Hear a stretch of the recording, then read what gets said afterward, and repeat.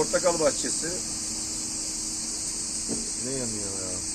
Yanıyor işte. Şunlar bak gelip şurada alt Evet, taraf yangın- portakal bahçesi.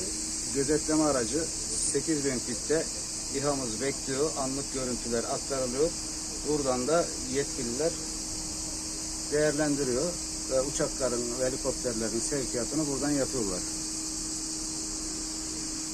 24 saat bu aracın içinde görevliler bekliyor. Arkadaşlar hiç uyumadılar da ellerine sağlık. Çok teşekkür ediyoruz.